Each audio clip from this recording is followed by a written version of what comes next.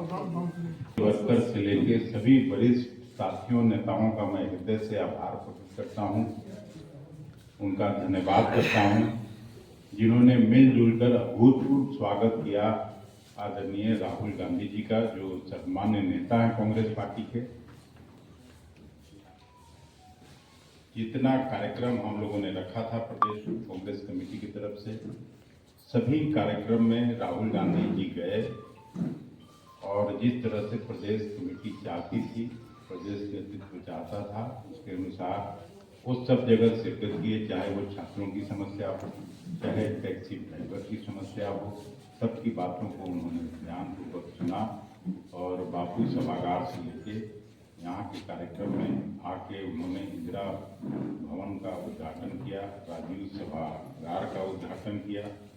हम आपके माध्यम से इंजीनियर मंजूर आलम साहब को भी हृदय से धन्यवाद देना चाहते हैं कि उन्होंने पूरा अपना श्रम लगा के और इंदिरा भवन बनाने का काम किया। उनको हम प्रदेश कांग्रेस कमेटी की तरफ से हृदय से धन्यवाद देते हैं, अपने साथियों की तरफ से धन्यवाद।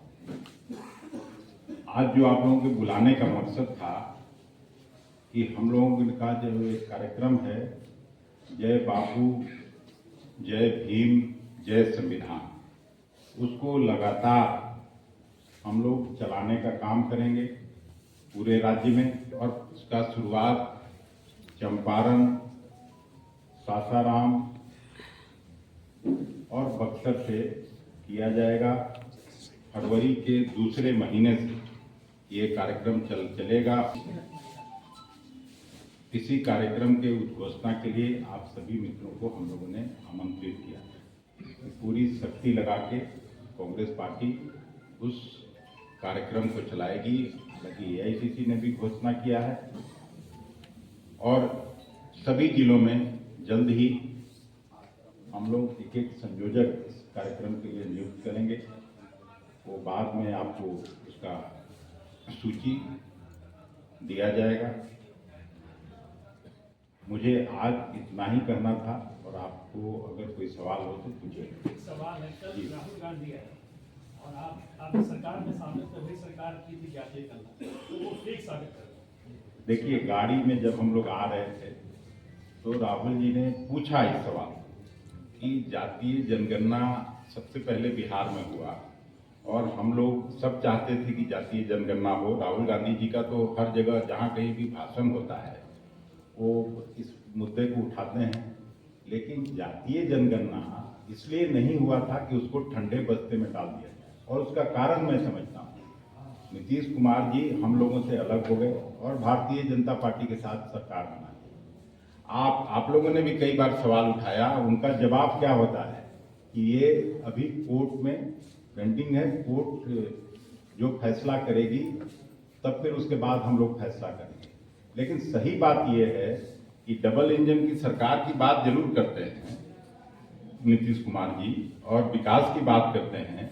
अगर उनकी मंशा साफ है तो जो 95 लाख परिवार को 2-2 लाख रुपए देने की बात हुई थी, तो क्या किसी परिवार को मिला क्या? 1 मिनट लगता है कि सुप्रीम कोर्ट से वो अपना ये वापस कर लें और यहाँ आके विधानसभा का सत्र बुलाएं। सत्र आहूत करने में भी ज़्यादा समय नहीं लगता है और विधानसभा का सत्र से 9वीं सूची में डाल के उसको भेज दें भारत सरकार को। 9वीं सूची में जैसे ही हो जाएगा तो इसका मार्ग प्रशस्त हो जाएगा, क्योंकि जनगणना का मतलब केवल ये नहीं था कि आरक्षण के दायरे को बढ़ाने की बात हुई थी, जो यहाँ हाई कोर्ट ने खारिज किया था। तो इसमें नीतीश कुमार जी की सरकार को क्या लगता है? भारतीय जनता पार्टी के दबाव में नीतीश जी ये काम नहीं कर पा रहे हैं और यही उन आदरणीय राहुल जी के बोलने का मकसद था, कोई दूसरा मकसद नहीं था। नीतीश जी भाजपा पर दबाव नहीं, यही तो बिहार सरकार ही तो सुप्रीम कोर्ट गई है, तो वहां से ये अपना एप्लीकेशन वापस करके और 9वीं सूची में जैसे ही डल जाएगी तो जो उद्देश्य था उस जनगणना का वो पूरा हो जाता। यही राहुल गांधी जी कह रहे थे। हम लोगों की सरकार ने भी तेलंगाना में किया है, वहां तो कोई प्रॉब्लम नहीं हो रहा है, जो घोषणा हुआ था उसके अनुसार हो रहा है। कर्नाटक में कांग्रेस की सरकार कर रही है और आप देखिएगा वहां भी सख्ती से वो लागू होगा, तो उसको गलत दिशा में नहीं जाना चाहिए, यही उनके कहने का मतलब था और वो मतलब साफ था। केंद्र सरकार किसकी है? उसमें नीतीश जी शामिल नहीं है क्या? अब मैं सुन रहा था, ललन जी बड़े आदमी हैं, भारत सरकार के मंत्री हैं, संजय झा जी भी बड़े आदमी हैं, बड़े नेता हैं, उनका भी मैं सुन रहा था टीवी पर। तो जब डबल इंजन की सरकार है तो आप सुप्रीम कोर्ट से वापस करके यहाँ से विधानसभा का सत्र बुला के पारित करिए और भारत सरकार से क्लियर कराइए। यही तो कांग्रेस पार्टी चाहती है। और विजय चौधरी कह रहे हैं कि जिस सरकार में कांग्रेस शामिल है उसमें बहुत बड़ा फर्जी तो उस सरकार नहीं तो ये